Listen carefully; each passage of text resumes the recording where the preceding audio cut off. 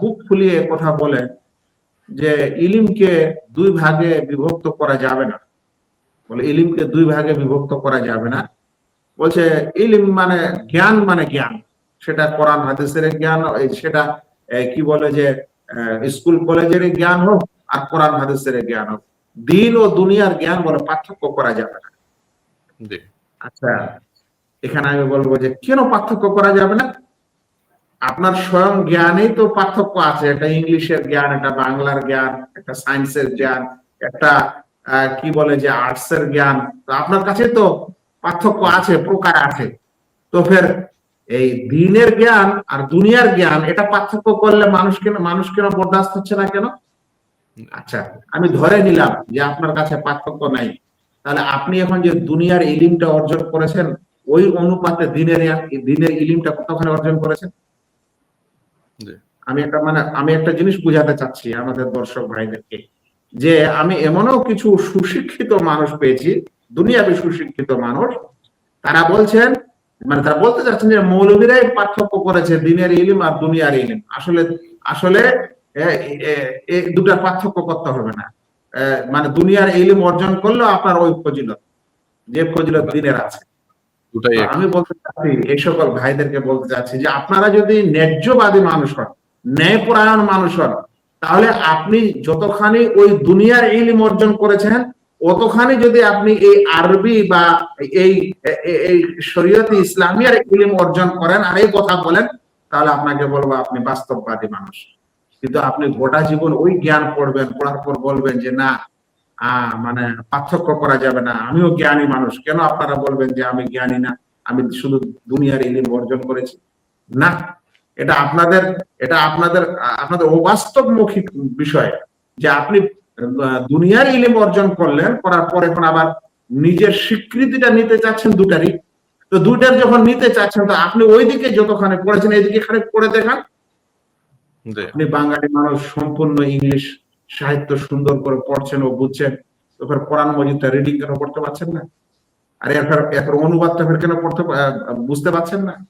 তো তার মানে আপনি ওই জ্ঞান নিবেন, আবার ক্রেডিটটা এই জ্ঞানেরও নিবেন।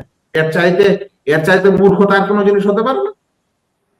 আপনি যেটা নিয়েছেন ওটার ক্রেডিট আপনাকে যথেষ্ট মনে হয় না, মানে আপনি এখানে আবার দিনের ব্যাপারেও মরলগিরি করতে চান ওটা ইলম নেওয়ার পর। এটা বাস্তবমুখী নীতি না, আর এটা সত্যিকারের নীতি না। ওলামারা বলেছেন, প্রত্যেক ওলামারা বলেছেন, আর জ্ঞানী গুণী বিশেষ পণ্ডিতগণ, বর্তমান যুগের শেখ ইবনে উসাইমিন রাহিমাহুল্লাহ, শেখ ইবনে বাজ রাহিমাহুল্লাহ, শেখ আলবানী, এরা হচ্ছেন বর্তমান যুগের শিরোমণি ওলামা।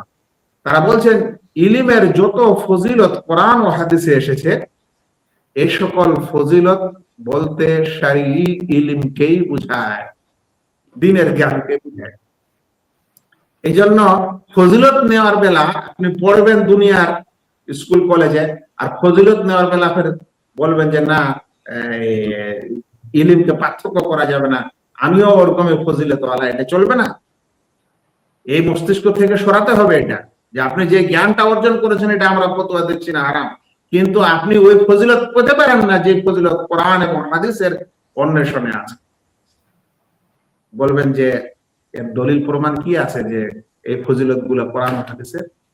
বহু আছে, তর্কটা অন্যদিকে চলে যাবে, শুধু একটা পয়েন্ট বুঝাই। রাসূল করিম সাল্লাল্লাহু আলাইহি সাল্লাম বলছেন যে ইন্নাল আম্বিয়া লাম ইউরাসু দিনারান ওয়ালা দিরহামান ওয়া ইন্নামা উররিসু আল ইলমা। বলছেন নবীগণ দিনার ও দিরহামের ওয়ারিস নন। তারা পৃথিবীতে দিনার দিরহাম মানে টাকা পয়সা, ধন দৌলত তাদের মিরাজ না। প্রত্যেক মানুষ মারা যায় দুনিয়াতে, ওর ধন দৌলতটা হচ্ছে মিরাজ, উত্তরাধিকার, তারপরের লোকেরা পায়। তো বলছেন আম্বিয়াদের মিরাজ এই ধন দৌলত না, আম্বিয়াদের মিরাজ হচ্ছে ইলম, জ্ঞান। এখন আমাকে বলেন তো, আম্বিয়া কেরাম আলাইহিমুস সালাম, এই আম্বিয়া কেরাম আলাইহিমুস সালাম যে ইলম ও জ্ঞান দুনিয়াতে ছেড়ে গেছেন, ওটা কি অঙ্ক, গণিত, সায়েন্স, বিজ্ঞানের জ্ঞান?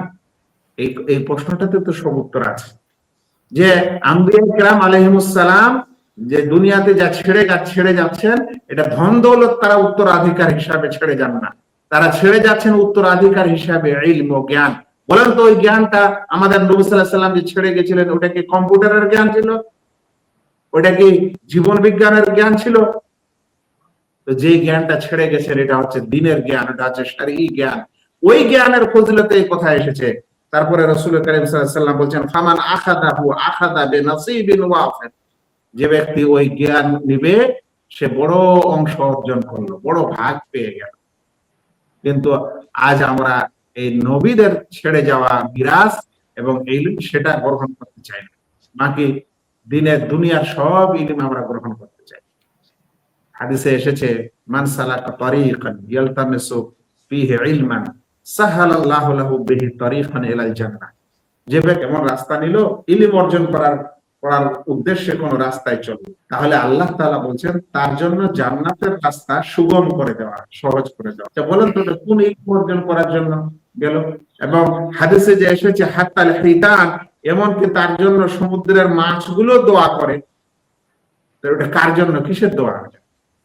রাসূল কারীম সাল্লাল্লাহু আলাইহি ওয়াসাল্লামকে যখন আল্লাহ রাব্বুল আলামিন বলছেন ওয়াকুর রাব্বি জিদনি ইলমা, মুহাম্মদ তুমি বলো হে আমার রব আমার ইলম বাড়িয়ে দাও, জ্ঞান বাড়িয়ে দাও। আল্লাহুম্মা ইন্নী আসআলুকা রিজকান তাইয়িবান ওয়া ইলমান নাফিআন, হে আল্লাহ আমি হালাল রিজক এবং লাভদায়ক ইলমের জ্ঞানের দোয়া করছি তোমার কাছে। ওই লাভদায়ক জ্ঞানটা কি? ওটা হলো শরীয়তের জ্ঞান, ওটা হলো ইসলামের জ্ঞান, এটা জাগতিক জ্ঞান না। যাক, এই পয়েন্টটি একটু অনেকের বোঝার প্রয়োজন হয় মাঝে মাঝে, সে কারণে আমি এতখানি কিছু বিশ্লেষণ করে ইনশাআল্লাহ বলার চেষ্টা করলাম যে জাগতিক যেগুলো ইলম, দুনিয়াবি যেগুলো ইলম সেগুলো মুবাহ, কিন্তু ওগুলাতে কিছু হারাম ইলম আছে, ওটা আমরা শিখতে পারি না।